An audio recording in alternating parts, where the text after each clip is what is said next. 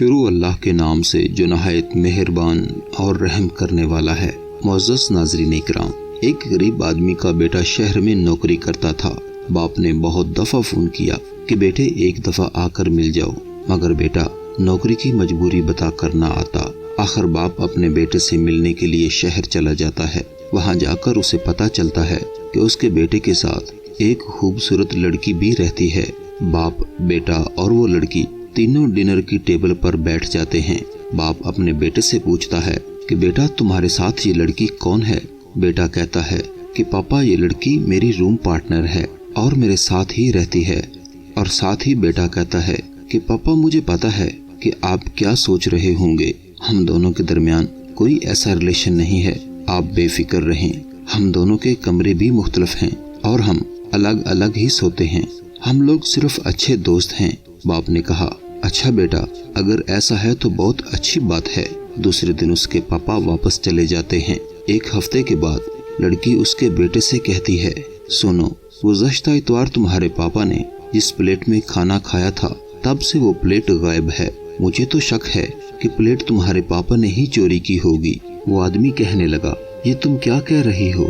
نہیں، ایسا ہرگز نہیں ہو سکتا، میرے پاپا بالکل بھی ایسے انسان نہیں ہیں، تمہیں کوئی غلط فہمی ہوئی ہے۔ لڑکی نے اصرار کیا اور کہا، آپ ایک بار اپنے پاپا سے پوچھ تو لو، پوچھنے میں کیا حرج ہے۔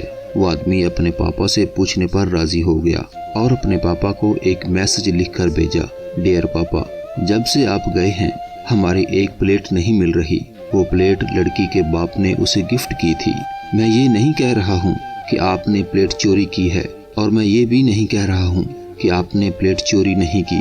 اگر آپ غلطی سے پلیٹ لے گئے ہوں تو پلیز آپ اسے واپس کر دیں، کیونکہ وہ اس لڑکی کی پلیٹ ہے۔